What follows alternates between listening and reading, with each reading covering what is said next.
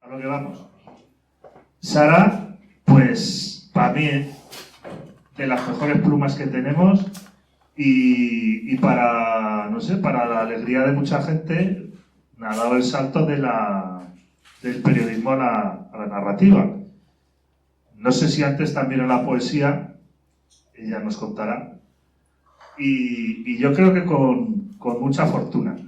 Al revés de muchos libros que presento o que introduzco, salvo los que me interesan mucho, no me los suelo leer. En este caso lo he hecho, pero no lo he terminado para no hacerme auto-spoiler. No digas spoiler. Que no diga spoiler. ¿Qué tengo que decir, Damián Galán? Para no estropearlo. Para no estropearlo. Para no estropearlo. Pues para no estropearlo, no me lo he terminado de leer. Pero aún así, he cogido las suficientes referencias como para poder hablar quizás de tú a tú con lo que Sara nos trae. Yo no sé, yo lo que quisiera primero es dar la palabra a Sara, que se presente y luego empiezo a preguntarle. ¿Ok? Que me presente así nomás. Sí, claro. Bueno, muchas gracias por tu presentación. Nada, muchas gracias por venir con la que está cayendo, ¿no? Que estamos en el apocalipsis del diluvio todo el tiempo y hemos salido de Madrid que no estaba nada primaveral, ¿o sí? No sé, llovía mucho, digamos. Y había mucho atasco y siento haber llegado tarde y haberos hecho esperar. Que me presente. Bueno, pues yo soy una humilde periodista que ahora mismo estoy fuera, sigo en el Salto, pero así, wow. Se ha ido, pero se te oye bien. Sí, no hace falta, ¿no? Sí, porque se ha ido. ¿Nos oís bien? ¿Nos oís bien? ¿Sí? Me ha parecido mejor. No, un poquito más alto. Ah, vale, yo hablo, si bajo la voz me avisáis y la vuelvo a subir. Vale, es que Yo así no. me siento un poco... Bueno, pues... nada, para mí es como muy importante estar aquí porque como dice Manolo, que fue en junio del 19, ¿no? Sí. Como que es ya como otra época, ¿no? En el previo a la pandemia. Tuve el privilegio de venir cuando está arrancada, que todavía no tenías este césped, no sé cómo está, Es que ha este crecido. escenario.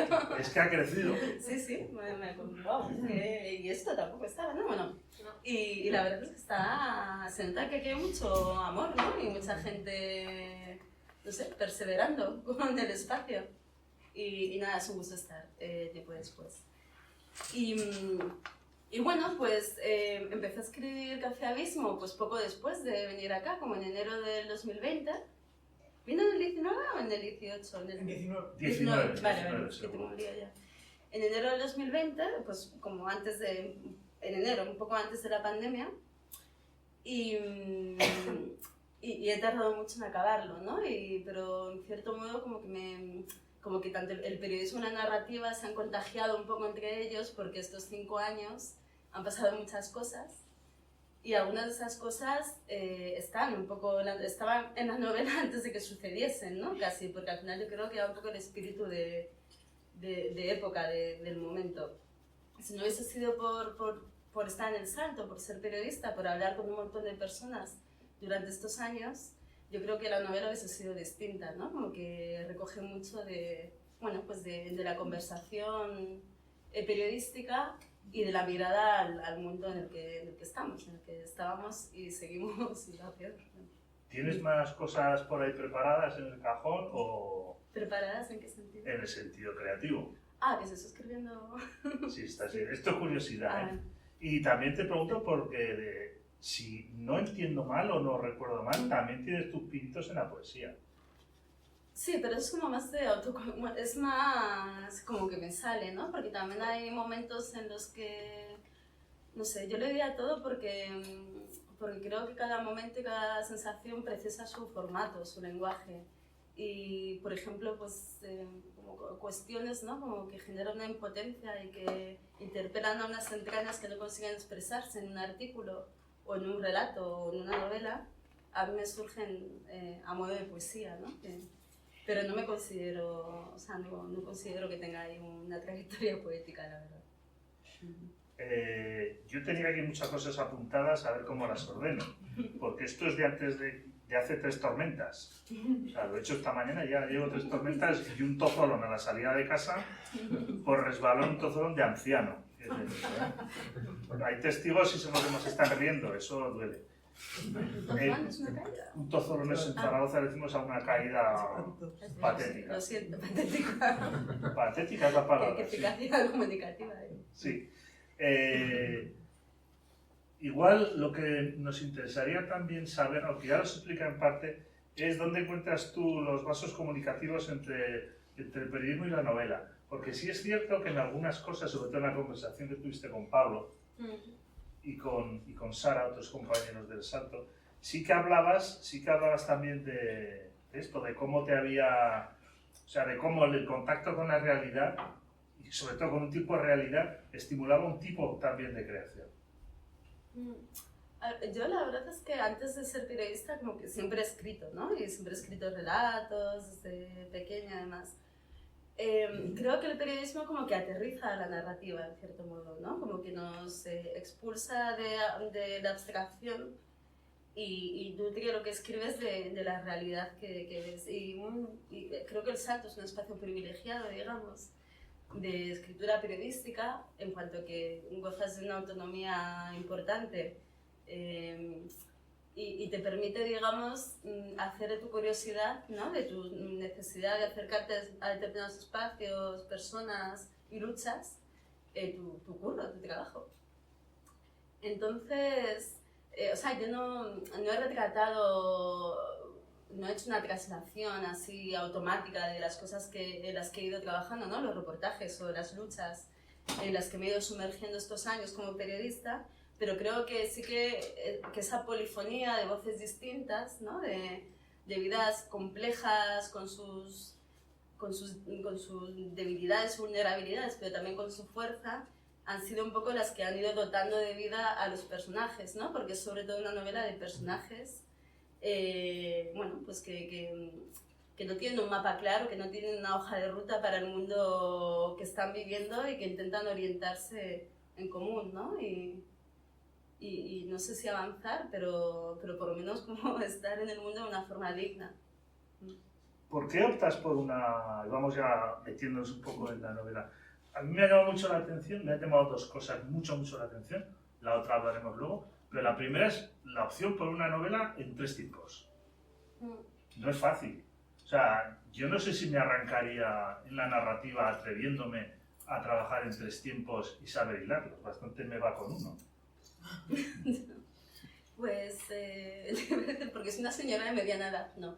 Pero sí que tengo un poco de, bueno, tengo la sensación, ¿no? De que estos últimos años hemos vivido como muy en el presente, ¿no? Una especie de presente continuo que no nos permite ni tomar perspectiva ni mirar hacia el futuro. Y yo creo que para ver dónde estamos es interesante ver de dónde venimos. Y me interesaba buscar en el pasado de los personajes un poco que alimentaba su presente, ¿no? Y como volví a ese año 2000, porque para mí ese año 2000 también es un año en el que todavía hay una cierta vigencia, digamos, ¿no? Este discurso de que las cosas pueden ir a mejor, de que hay una perspectiva hacia adelante, como que todavía se masca un poco el fin de la historia, ¿no? Como, bueno, ya está todo resuelto y aquí cada uno que trace su camino. Y luego el 2040, que luego me di cuenta de que había escrito un artículo sobre esto, como que me llama mucho la atención la dificultad que tenemos para conceptualizar cómo será, o para imaginar cómo será en 2040, ¿no? Como que ni siquiera nos hacemos la pregunta de cómo va a ser el mundo a 20 años, o si nos la hacemos, es siempre como desde que va a ir todo a peor, ¿no? Como que no hay una imaginación hacia adelante que ofrezca un camino hacia el que avanzar, digamos. Y para mí era importante como mostrar ese proceso, ¿no? Como no quedar solo en el presente, sino que el presente tenía sentido en referencia al pasado y que el presente alimentaba el futuro por venir también. Es que a veces igual, al hilo de lo que dices, igual pasa con la novela social o lo que quiera que sea esto, que a veces trabajamos mucho sobre profecías autocumplidas, ¿no? O sea, como de todo mal, que bien lo tratamos, todo irá peor. No es tu caso en este libro. pero tampoco va mucho mejor, ¿no? O sea, quiero decir... Sí, pero pones un componente de esperanza. Yo lo que quiero es que la gente te lo compre. Ya. Claro, lo que no queremos luego es que la gente se corte las venas. Queremos que sean largas. Bueno, pero hay algo, iba a decir un término medio de que cortarse las venas, no cortárselas. Bueno, no sé. Dejárselas largas. Pero, o sea, pero tampoco era cuestión de como poner delante una utopía fantasiosa, súper ambiciosa. Realmente no es tan loco lo que pasa en el futuro de la novela, tampoco lo quiero... ¿no? No. Es como la progresión lógica de un momento histórico. Y tiene sus cosas brillantes y tiene sus cosas, tiene sus amenazas, digamos, ¿no? Y también quería recoger un poco esa ambigüedad de que no hay tiempos perfectos y tiempos apocalípticos, ¿no? Que todo sucede un poco al mismo tiempo. Pero también me interesaba como reflexionar, que creo que me daba con más libertad reflexionar sobre en qué consistiría una revolución, que tampoco queda muy claro cuál es, ¿no? Pero en qué consistiría una revolución con las herramientas que tenemos y mostrar como esas tensiones que se dan siempre, ¿no? Entre quienes quieren avanzar y quienes reaccionan, que es un poco lo que estamos también, y también las distintas formas que hay de pensar en avanzar y lo que se queda atrás. No sé, me explico un poco así como opacamente, pero sí, o sea, como que no creo que haya una utopía clara en la novela, pero sí que creo que hay una apertura a que el futuro no tiene por qué ser una sentencia de muerte y un páramo. Igual ya es el momento, ahora que hemos puesto el escenario, de que si yo te preguntara, ¿pero de qué va tu novela? Si aquí la gente te dijera, ¿pero de qué va esto? ¿Qué quieres que lea? Pues, José... ¿Qué personajes tiene? Pues tengo unos cuantos, ¿no? Pero... Sí, es una pregunta cabrona, lo estoy pensando, pero bueno, tiene 2, 3, 4... Bueno, digamos que el hilo conductor, ¿no? Digamos como ¿cómo se dice esto? La espina dorsal de la novela, que en realidad tiene un universo amplio de personajes. Son 3 mujeres, ¿no? Que son abuela, hija y nieta. Y no me interesan ellas aisladamente, ¿no? Del momento en el que están ni de la gente que las rodea, pero sí que creo que reflejan de una manera muy situada, o sea, no una generalidad de cómo ser de las mujeres de su tiempo, pero sí que están muy atravesadas por su tiempo, ¿no? Cada una. Y también cómo dialogan entre los distintos tiempos a los que pertenece cada una. No sé si esto se va a entender, ¿no? Pero creo que vehiculan de algunas formas miradas que a veces no son tan fáciles de entender intergeneracionalmente. El otro día, no sé, me escribió mi ex suegra, que me hizo mucha ilusión, que es argentina, y me dijo como que la novela le había gustado, o sea, que es muy distinta a mí, que es, y es de otra época no odio esa expresión, pero que es, pues eso, 30 años más mayor, y ella se socializó como mujer en un mundo distinto, ¿no? Y que como que le había ayudado un poco a entender a sus hijos, bueno, ya a la gente de mi generación, en el sentido de ese salto, ¿no? De crecer con un cierto camino, pues a sus hijos, ¿no? Que se han tenido que enfrentar a que ya no hay una ruta a seguir, o esa ruta a seguir se quiebra, o que no hay una continuidad que te lleve a esa especie de recompensa del capitalismo, que es tener tu vida materialmente segura y legar a quienes vengan. Te acabas de comer una pregunta, porque tener aquí. Es claramente una novela de generaciones, que habita en esa visión cronológica, pues ya la has contado. Pero también es una novela de realidad. Hemos hablado de la utopía, luego volvemos a la utopía y todos sus tropezones, pero también es una novela de realidad. Y por ser de realidad, insisto, es de utopía también, pero luego cuando te he oído comentar que tú también en esta novela reivindicas un poco lo que llamas utopías no totalizadoras. Eso me gustó mucho cuando te lo leí. Espero que te acuerdes porque lo dijiste. Bueno, utopías imperfectas, ¿no? Porque, o sea, esa dictadura de la completitud, ¿no? De que todo tiene que ser coherente y venir como con toda la solución incorporada, como que para mí era más bien, no sé, como soñar en humilde y en factible y en cotidiano y no tejer cosas grandilocuentes que generan más impotencia que otra cosa, ¿no? Porque nunca se llega por un camino recto a... No sé, es como cuando tú quieres asaltar los cielos. O sea, quiero decir que al final estos Luego grandes... tocaremos los cielos. Eso no se nos escapa nunca en este escenario. Bueno, pero que como poner tu objetivo más adelante con una idea cerrada e innegociable, con las contradicciones de cada cual y con las tensiones posibles, con el conflicto como parte de nuestra naturaleza, ¿no? Acaba generando imposibles que quitan más energía de la que dan, entiendo. Y creo que la utopía humilde que hay en la novela es muy aterrizada, ¿no? Y es sensible a las subjetividades de la gente que camina junta, no es una especie de lugar que seguir, ¿no? Me conecta un poco con una entrevista que hice hace muchos años que me pareció muy compleja de hacer, pero que luego me alimentó mucho por dentro, digamos, ¿no? A Suri Rolnik, no sé si la conocéis. Sí. Que ella diferenciaba entre la brújula moral y la brújula vital, ¿no?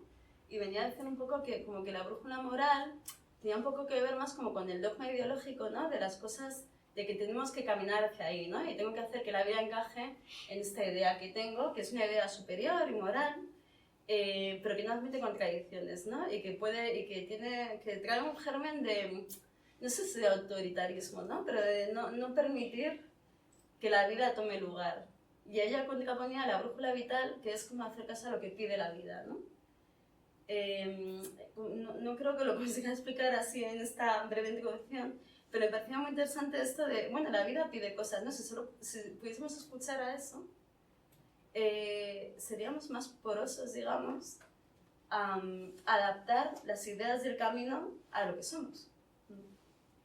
Y claro, hemos hablado de una novela que habla de utopía, que habla también de generaciones, pero también es una novela claramente de barrio.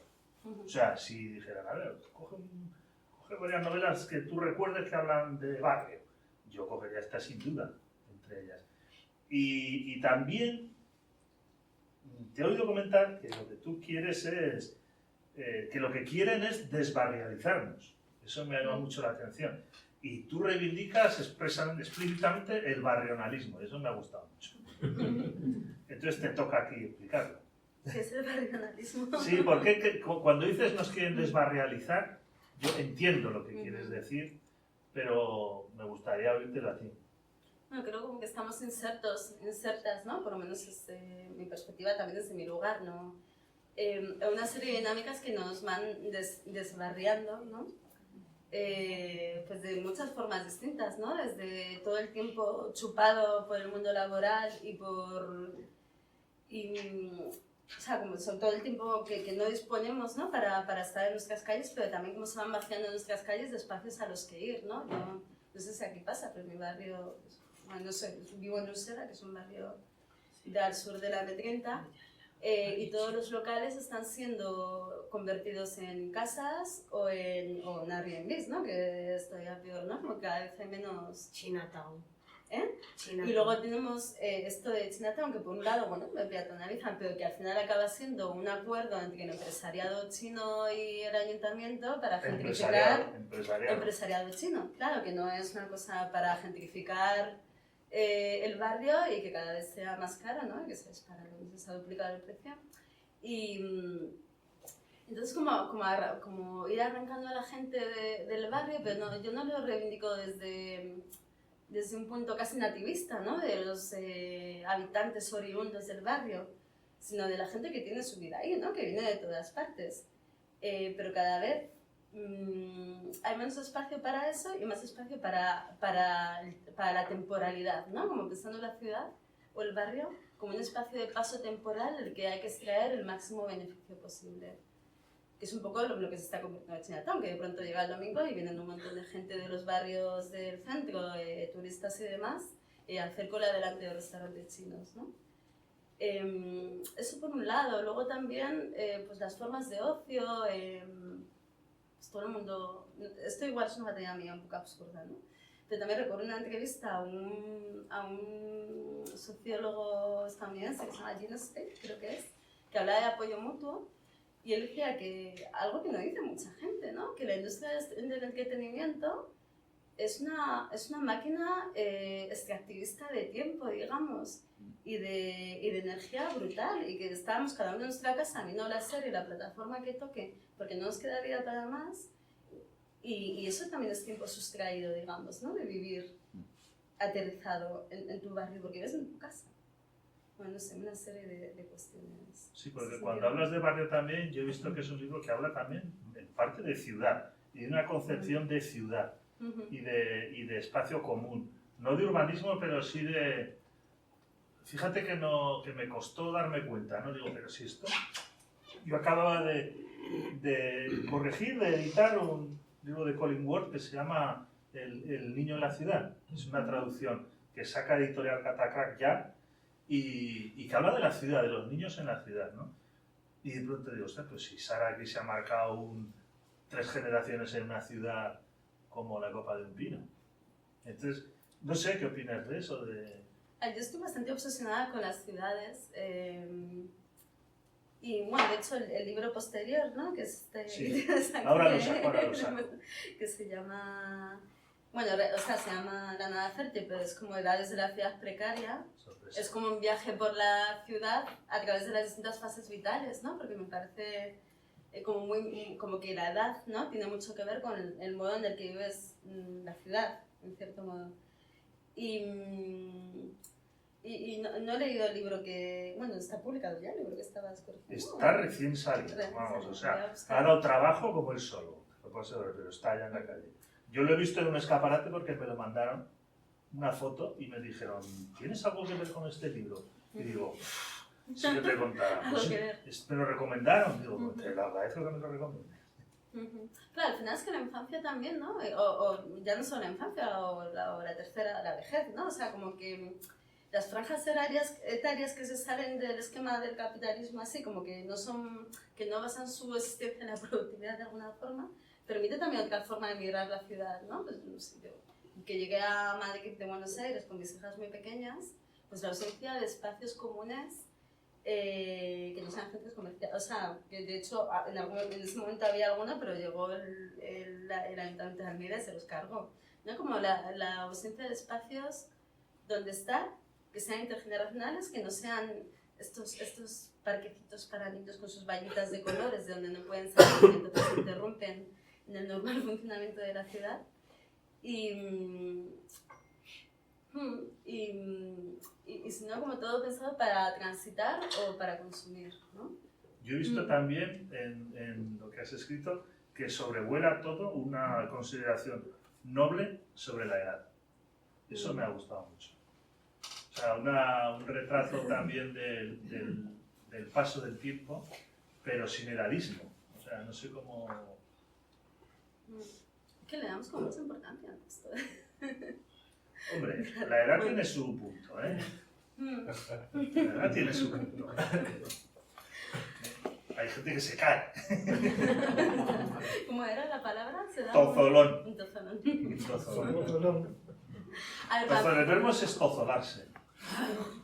Que tiene tela también, pero tozolón, estaréis conmigo en que es una palabra brillante. Sí, sí. Además es como que te imaginas el boom, ¿no? Eso. Como el boom. Y pues la verdad, ya quien se cae muchas veces, le decimos en Zaragoza o en algunos pueblos, tozuelo. Ese es un tozuelo. Estás abriendo un mundo ahí semántico. Ya te digo. Pero la enredadera es todo saber. Veo. Un pozo de ciencia. Pues sí, no, la verdad, no sé. Creo que vivimos un poco en el ensimismamiento etario, ¿no? Todo el tiempo. Y que... no sé, o sea, como este adultocentrismo, digamos, ¿no? Con respecto a los niños, por ejemplo, que considera a los niños solo cuando son un problema o cuando como que se pierde formas o miradas sobre la ciudad que, no sé, que abren sentidos y posibilidades que son muy fértiles, ¿no? Yo cuando voy caminando con mis hijas a su velocidad, bueno, ya van más rápido, o sea, como que mirar un poco lo que les llama la atención, lo que les choca, lo que no acaban de entender, también desnaturaliza cosas que vemos como muy normales, ¿no?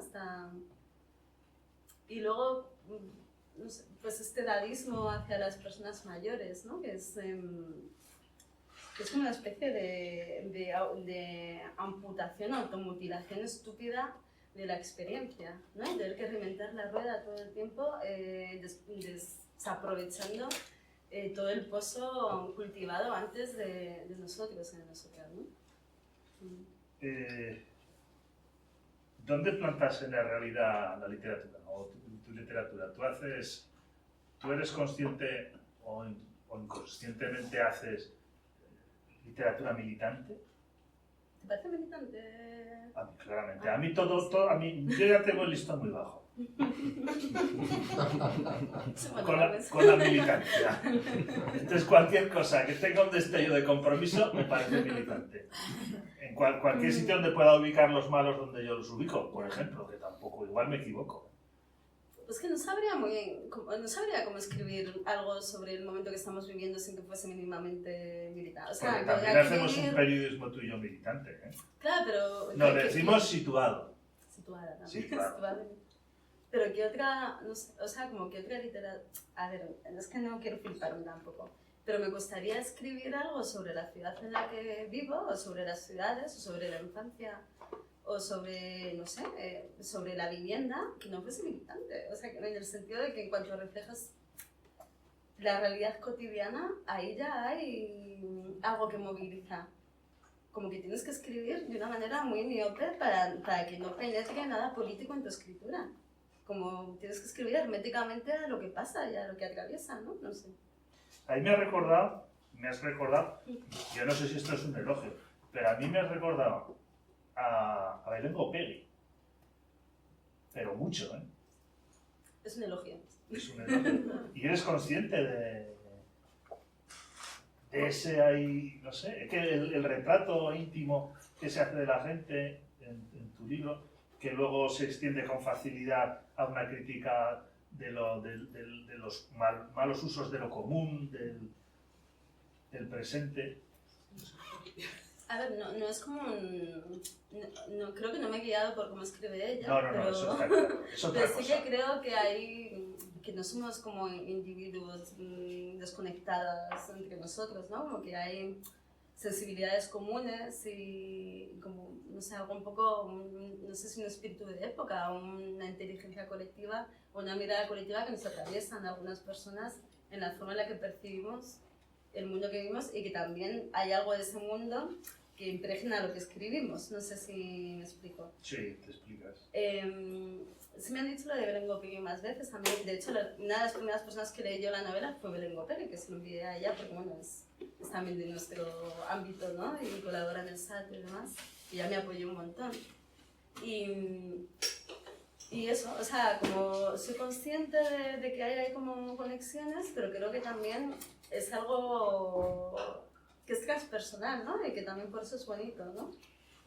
No sé, igual tengo yo algo de obsesión con Belén también, porque hay un muy buen escritor de novela social que se llama Javier Mestre, está aquí sentado, sí. Al que le dije lo mismo, creía que iba a salir de Rosita sin que lo comentara.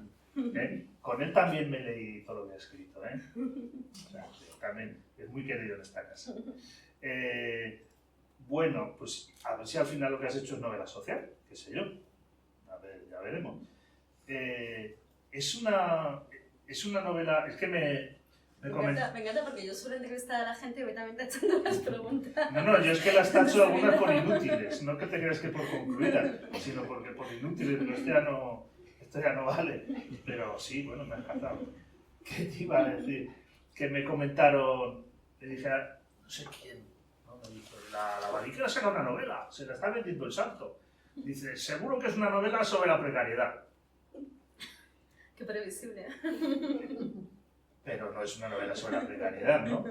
Bueno, hay un poco de eso también. Poco. No. No, pero te lo digo como comentario. Pero yo, sabes, después de leerla diría, también es una novela sobre la maternidad. Y sobre un concepto. Y sobre la familia y su cuestionamiento. Y sobre los roles en la familia. Es un novelón, ¿eh? Después de todo esto es virtualmente imposible que no tengáis interés. Y ahí en la familia, claro, hay dos personajes, María. ¿Qué parte de ti hay en ella? Hay, algo hay. Pero, a ver, yo claro que hay como algo generacional, ¿no? Sobre todo en pues, el personaje de Marina, ¿no? Y algo vivencial, pues, la maternidad, la separación, la precariedad ante la vivienda, no lo voy a negar, ¿no?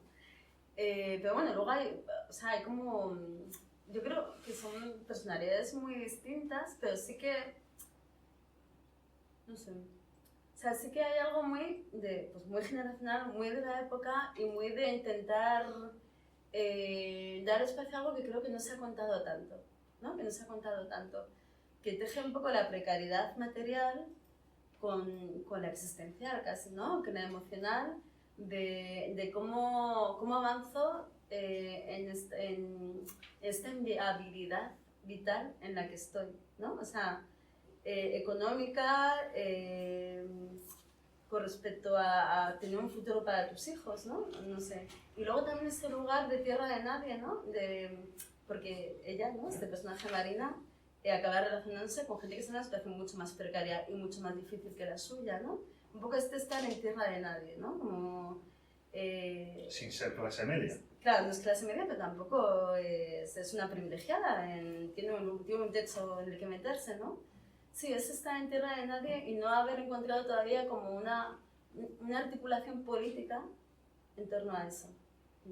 Es casi una novela, haciendo así un poco de broma, es casi una novela sobre la extinción de una especie que se llama clase media. Es un poco. Te has hecho un poco de la fuente sociológica. Sí. Oye, una cuestión. Hemos hablado de las ciudades, hemos hablado de los barrios y podríamos hablar de las plazas.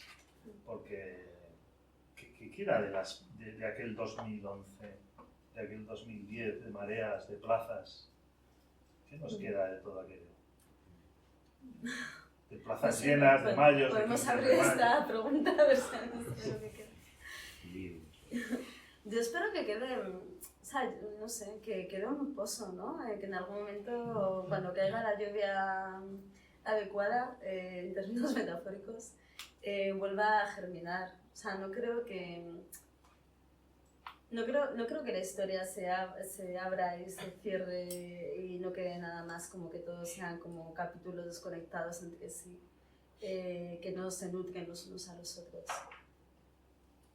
Lo que pasa es que creo que también estamos en un momento del espanto en el que es muy difícil imaginar cosas esperanzadoras y dan ganas de ponerse una cota de malla, ¿no? y salir a defenderse todo el tiempo. Pero paralelamente pasan cosas, ¿no? Igual es como salir de lo totalizante también y no verlo todo en términos absolutos, ¿no? Y poder ver esas pequeñas grietas por las que se pueden colar otras cosas. Lo digo así como para autoconvencerme porque estoy muy pesimista yo también. Bueno, yo igual cuento con ventaja porque te leo con detalle algunas veces que escribes, sabes que a veces nos comunicamos y le digo, oye, muy bueno esto que das. Y solemos coincidir en algunos diagnósticos, por lo menos así de refilón. Y claro, coincidimos en alguna mirada sobre aquello que se llamó la nueva política, qué quedará de aquello. A la luz de estas cosas que cuenta, o sea, muchas lógicas institucionales que nosotros ya nos metemos en el barro total, realmente viven de espaldas a tramas emocionales, morales, personales, como las de este libro, que son las tramas que te encuentras todos los días en la calle. Entonces no piensas, o sea, yo estoy contigo en que fin de ciclo no es igual a fracaso, pero aquí ya no te pregunto, yo te digo, ostras, hemos sido presa de nuestros narcisos, de nuestras instituciones y de muchas tonterías, que luego igual reivindican las cosas que dices en Café Abismo, pero que a la hora de la verdad yo creo que es un tiempo que solo vale como aprendizaje, pero del que no sé si podemos extraer muchas más cosas. Un aprendizaje no es mala cosa, ¿no? Si conseguimos aprender, que esa es otra. Y también un poco soltar, o sea, como que a veces aceptar ciertas derrotas permite empezar nuevas batallas, ¿no? Y yo creo que en algunas cosas y en algunas fes igual toca ya rendirse con respecto a pues esta especie de culto a la representación que surgió, ¿no? Como que infectó algo que iba por otro lado totalmente y que capturó energía política que era muy fértil y que acabó pues eso, secuestrada en dinámicas que nos son cada vez más ajenas. Yo creo que igual, o sea, si sentimos que nos dan la espalda, también podemos dar la espalda a nosotras y confabular para otras cosas. Claro, pero eso decía mi tío Emilio, decía, si das la espalda a las cosas, te van a dar la puñalada sin que te des cuenta. Esa es otra mirada, menos fértil, igual menos amable. También nos puede caer una bomba nuclear, o sea, quiero decir. Sí, creo que no está en nuestra mano. Que no es, como que para mí ahora no es la principal preocupación esta, ¿no? O sea, que igual hace 2 años o sea, que creo Sí. que el tiempo de la decepción ya como que tendríamos creo que ir superándolo. Coincidimos y en que ese no es pensar en el otras territorio cosas. ahora mismo, Claro. ni mucho menos. Pero bien está pensarlo. Sí. Igual que bien, claro, porque enfrentamos abismos. Y yo te digo, vaya titulazo de libro, Café Abismo, ¿eh? ¿Cómo se titula Café Abismo? Es que, no sé, un tiempo esta parte, pero un tiempo largo, ¿eh? Como que el abismo está muy presente. Pero, un libro se llama Café Abismo, ostras. O sea, no quiero tampoco hacer spoilers, no sé, ¿no? No. Como estropearlo. Pero tiene un sentido, ¿no? También. Sí. Bueno, y que del abismo también puede surgir algo. Una cierta libertad para pensar otras cosas. Luego otra cuestión que te decía antes de las dos que me llaman la atención, esa de partir los tiempos y hacerlos recurrentes y vuelta y que exige atención y exige inteligencia. Dirigirse a lectores muy inteligentes ya de entrada no merece la pena, o sea que bien hecho. Pero también tienes otra cosa interesante que es ese salto al futuro donde te pones a hacer casi ciencia ficción. Y digo casi por ser generoso, porque es ciencia ficción. Me recordaba un poco, con matices, la manera que tienes de abordar algunas cosas, problematizadas en el 2040, y aquí no estropeo nada, ¿eh? Me recordaba mucho también a una grandísima escritora de ciencia ficción que es Ursula K. Le Guin en su libro Los Desposeídos, donde habla de una sociedad futura nuestra, ubicada en otro planeta que es satélite del nuestro, que no es la Tierra, pero me llamó la atención, me parece muy valiente dar ese salto, ¿eh? Cuando pudiéndote quedar en tu reivindicación de los barrios, vamos. No, pero espero que en el 2040 haya barrios también. A ver, Ahí hay. Sí, hay una cosa que surgió con la edición, porque yo no había escrito, o sea, no había tanto salto. Yo escribía el 2020, el 2000 y luego el 2040, digamos, ¿no? Y Eva, sobre todo, Eva Fernández de la editorial, me dijo como que cuesta un poco, ¿no? Como que parece una novela social y cuesta un poco como entrar luego en el salto temporal, porque no te planteas como intercalarlo más. Y ese cambio, ¿no? Que, bueno, no desvelo gran cosa tampoco, que en lugar de por años por mes, ¿no? Enero, febrero y tal, Sí. es verdad que es más exigente y no creo que tenga que ver con la inteligencia de las personas que leen, sino que es que a mí me cuesta también prestar atención a las cosas. O sea, no es fácil entrar y salir y volver y mantener la atención, no es una cosa individual de cada cual, sino que creo que tiene que ver un poco con nuestros tiempos, ¿no? Que pues, cada vez nos cuesta leer cosas muy largas, entendernos, o que también hay muchos personajes y que cuesta a veces seguirles la pista. Pero me parece, o sea, no pasa nada, quiero decir, como que puedes perderte un poco y volver, ¿no? No me parece que sea tan grave y... No lo digo como grave, lo digo como valiente, ¿eh? El hecho de hacer una apuesta también, pues venga, ahora me voy al futuro. Ya. Pero no es tan futurista, pero no me parece tan futurista en cuanto que hay muchas cuestiones que ya se están debatiendo ahora. Claro. ¿No? Porque además me daba mucho respeto a mí también hablar del futuro y pensar en una utopía.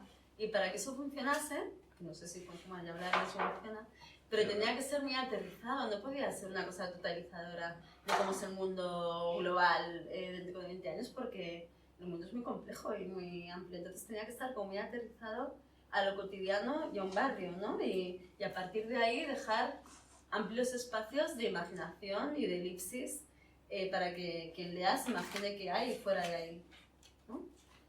Pero yo creo que justamente en ese atenerse a lo cotidiano es más posible pensar en el futuro, ¿no? Y vamos a dejar ya un poquito el abismo, el cafeabismo, y casi a la vez, bueno, casi a la vez, no, a la vez, has publicado La Nada Fértil. ¿De qué va esto? Joder, es que es muy difícil contestar esa pregunta. Por eso te lo pregunto, si no lo contaría yo y me luciría yo, pero no puedo. Bueno, salieron a la vez, pero no los escribí a la vez, o sea, no hago esas cosas. Lo que pasa es que Café Abismo lo empecé hace más de 5 años y lo empecé sin saber si se iba a publicar o no, lo empecé porque necesitaba escribirlo y La Nada Fértil fue ya sabiendo que se iba a publicar, ¿no? Y fue como mucho más fácil en el sentido de, bueno, de que yo sabía que se iba a publicar, tenía que hacer una hoja de ruta y un poco pensar en cómo aterrizar un montón de cosas que están también en Café Abismo, porque al final es un poco distinto pero complementario, ¿no? Es un poco pues, una especie de recorrido por nuestras ciudades, a través de las distintas edades y de los espacios donde sucede la vida.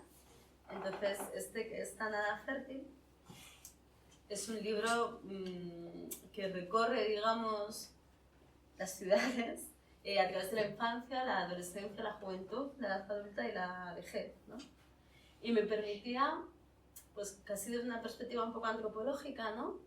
Muy desde como saltar de la descripción a unas ciertas reflexiones que tampoco son muy ensayísticas realmente, ¿no? Que son más como una columna larga aterrizada en una descripción concreta pues, de determinada infancia en las casas o en los parques. O en... ¿No dijiste, no contaste desde que era una columna de columnas o algo así?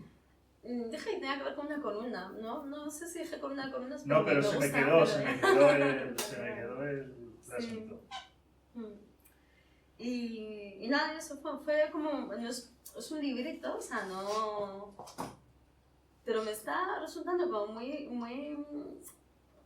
me resultó muy, no sé, terapéutico no es la palabra, ¿no? Pero como disfruté mucho escribiéndolo y también me sirvió porque me ayudó para aterrizar cosas que venían pues circulando, digamos, por mi cabeza, ¿no? En impresiones, reflexiones, que también estaban en mis columnas en el Salto, pues en algo como más aterrizado. Porque es ensayo, pero es un ensayo narrativizado. Sí, es un poco amorfo, ¿no? No, bueno, claro, sí, tiene que decir, nosotros lo pondríamos aquí, lo pondremos en la biblioteca, lo pondremos en ensayo. Pero cuenta, porque es otra cosa. Es un librito. A ver, es un...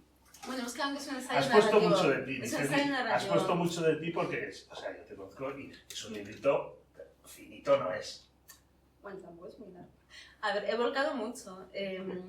Me ha ayudado a ordenar mis pensamientos. Yo soy alguien así muy disperso que piensa muchas cosas a la vez. Y me ha ayudado a ordenar, es mi maricondo, no sé. Bueno, me ha ayudado como a ordenar mis pensamientos y con respecto a la ciudad, y me ha ayudado mucho a pensar también, ¿no? Porque cuando pones un poco de orden en tus cosas, en tus pensamientos, se van surgiendo cosas nuevas, interesantes y acabas en un poco en diálogo con una misma.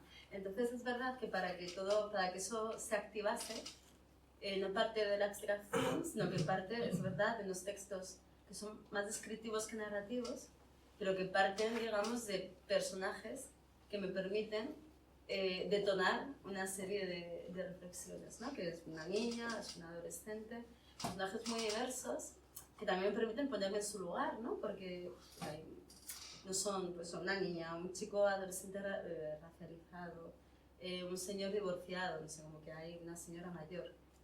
Y no sé, a mí me resultó muy gozoso de escribir y me está gustando también como escuchar como las lecturas, ¿no? de otras personas, porque siento como que hay, no sé, como que que ha capturado también como cosas que no me pertenecen, ¿no? Que son cosas que venimos pensando distintas personas en nuestra relación con la ciudad. ¿En qué beben? ¿Crees que beben uno del otro? Los dos. Creo que pertenecen a un mismo mundo, pero son expresiones distintas. Pero me estoy dando cuenta que mola leerlos juntos, ¿eh? Gracias. Sí, claro, yo sé que ha sido fruto de la casualidad, que Sí, estaba- mucha casualidad, pero sí. ni de la casualidad. Están un poco impregnados el uno del otro y también me doy cuenta de que así como que en la nada fértil me permitía hacer, ¿no? Como una especie de pausa, ¿no? Y pues personajes que igual pueden tener cosas en común con los personajes de Café Abismo, como hacer una especie de pausa, rollo documental de helados y soltar mi rollo sobre por qué esta persona está actuando así, ¿no? O por qué, como una especie de explicación, no sé. Vamos a ponernos serios, como se hacía en los años 70 en La Clave, en aquel programa, en los 80, y vamos a que... ¿Cuál es en Café Abismo, cuál es tu tesis? Jo, tesis. ¿Sí? Madre mía. Mi tesis. Joder, esto me tenías que haber dicho antes para que lo pensase. No. No llegues media hora tarde.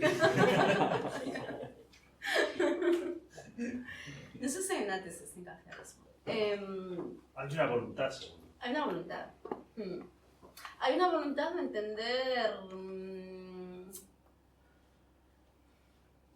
entender que alimenta un poco la posibilidad de cambio, ¿no? En cierto sentido. De entender que alimenta la posibilidad de cambio y también ser comprensiva hacia las resistencias, ¿no? Porque se habla también mucho de la resistencia al cambio en Café Abismo. Y también hay una impugnación al orden de las cosas, ¿no? Al orden de las cosas que estamos viviendo, ya que ese sea el único destino posible. Y hay como una parte de Café Abismo, ¿no? Que es algo así como... Nos dijeron que eran ellos o el caos y elegimos el caos, ¿no? Y creo que hay una elección del caos también ante un orden que supone el desorden de nuestra vida. ¿Y en la nada fértil? La nada fértil, hay una propuesta por la pausa y por parar con la inercia un poco.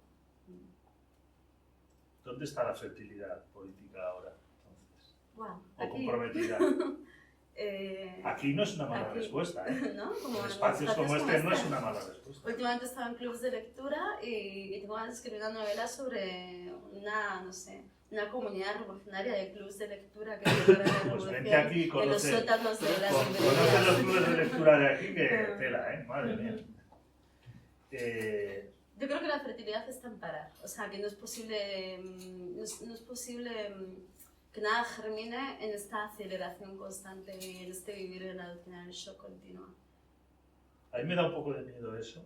¿Sabes por qué? Porque a veces yo viví un tiempo político distinto, donde parar significó el retorno o la búsqueda de trincheras muy personales, identitarias en lo personal.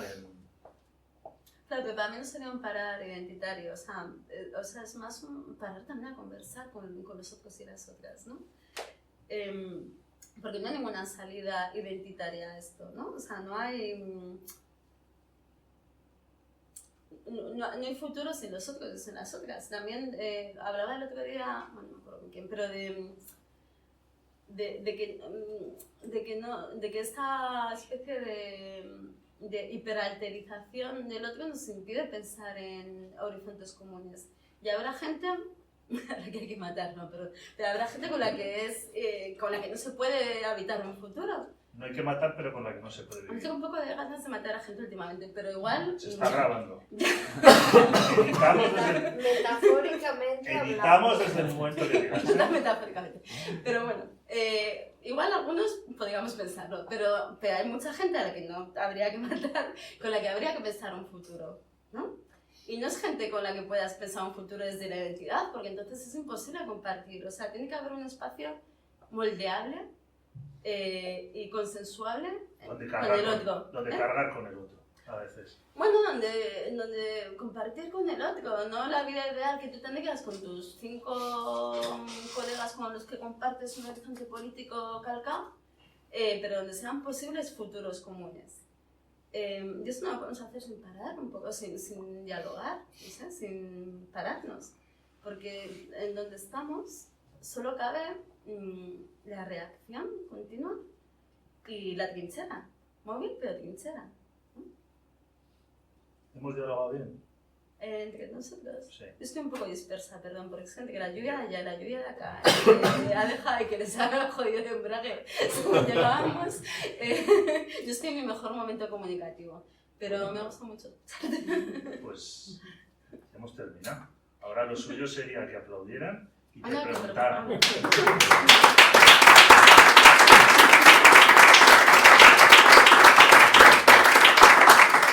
Si queréis comentar algo con Sara, yo ya no, aquí no soy nadie.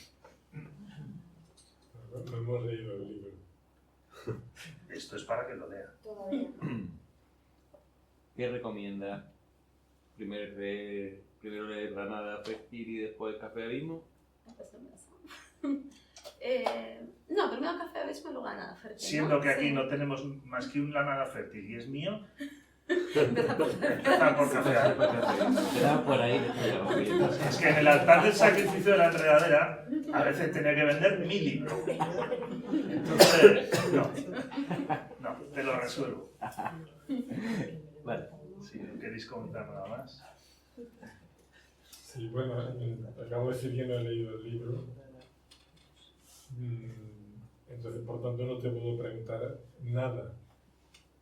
Pero si me permite, todo lo que habéis contado, y concretamente lo que has contado tú, sí me ha revuelto cosas, sí me ha provocado alguna reflexión en relación con un tema que a mí me preocupa enormemente. Empezaría por el titular, ¿no? Me mataría Humberto Eco sin haber desarrollado previamente lo que quiero decir, que sería... el otro día hemos visto, porque también el titular sería el problema del urbanismo, de la arquitectura y de los arquitectos, ¿no? El otro día hemos visto, el miércoles, ¿no?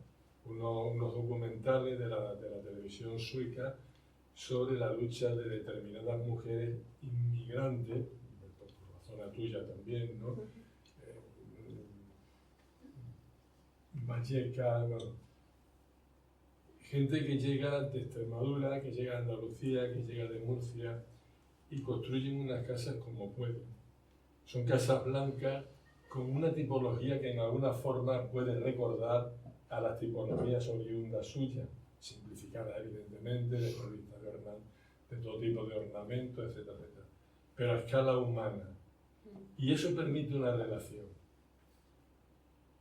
Y permite que se genere un apoyo mutuo y que las reivindicaciones se organicen. Son reivindicaciones en principio muy elementales, se van consiguiendo cosas. Y luego hay otra escena que a mí me parece aterradora, que yo creo que es en Barcelona, no sé si donde hay una además está filmado en un momento con un poquito de niebla, donde hay una sucesión infinita de unos edificios abominables que son prismáticos,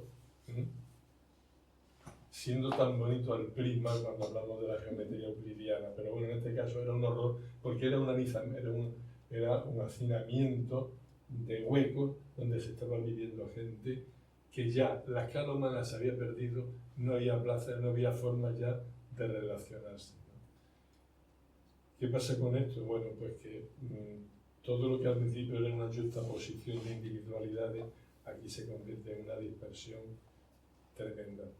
Y aquí sí hay una complicidad de un sector que no se habla mucho, que es la arquitectura, el arquitecto, el urbanismo. Cuando tú miras el urbanismo de una ciudad, estás leyendo prácticamente la historia de esa ciudad, ¿no?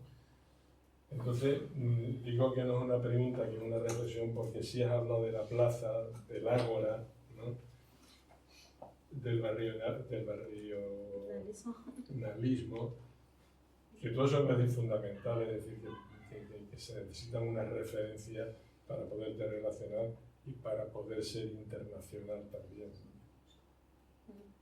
Pero yo algo que pienso en mi barrio también es que, o sea, está, bueno, a veces tengo ganas de matar arquitectos también porque los edificios, ¿no? que hay de los años 50, muchos y demás, tienen bajos que son sótanos, prácticamente son semisótanos. Son ventanas que dan a la acera, o sea, directamente sobre la acera, ¿no? Y como esa idea de que la gente pueda vivir así, ¿no? O sea, como que un arquitecto diseñe una casa en la que jamás viviría, también te da un lugar en la ciudad, ¿no? Como el de vivir en el subsuelo.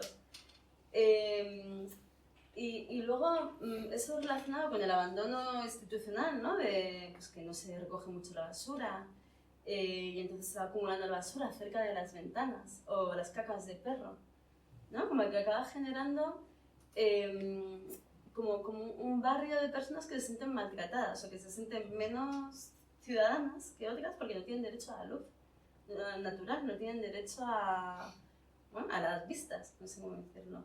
Y además también va generando pues, el que no recojan pues, el descuido, ¿no? de los barrios, choques entre los vecinos, ¿no? Entre los que llevan más tiempo, porque yo qué sé, pues, un barrio como será, son barrios migrantes, ¿no? Como el que tú comentabas, de gente que vino pues, de Extremadura, de Castilla-La Mancha, que vino a Usera, y montó primero sus casas precarias y luego lucharon mucho en los años 80 y consiguieron pues, que hubiese viviendas de protección oficial. Y esa misma gente que viene de la migración, con el descuido del barrio, acaba achacando pues, toda la mierda que pone el barrio a los migrantes nuevos, ¿no? A los migrantes que vienen de otros países. Entonces, como que también, entre el urbanismo y el descuido, se acaban generando cuestiones que deshacen el barrio en lugar de hacerlo, ¿no? Que rompen la pertenencia hacia el barrio, porque desconfías de tus vecinos porque no está limpio y porque además hay gente que está destinada como a vivir el barrio desde el desprecio de, bueno, pues que ahora todos esos bajos están habitados por personas migrantes, ¿no? Como que la gente ha ido subiendo de piso y, bueno, un poco de esto también, ¿no? Como que la desbarrialización no es solo por ocupación o por gentrificación o por que se vacíen los locales, sino que también es por el desprecio o el abandono institucional hasta que el barrio interesa para la gentrificación. Pero es un elemento, por eso digo que la arquitectura, el urbanismo, vale que un gran edificio no hace una ciudad, ni muchísimo menos. Por más que una serie de alcaldes provincianos hace unos años les diese por contratar a algún arquitecto estrella que en cada ciudad, en cada pueblo hiciese un edificio, ¿no? Pero es un elemento triturador esa mala arquitectura, ese mal urbanismo, ¿no? Primero por el tema como que despersonaliza y luego por lo que tú acabas de decir, ¿no?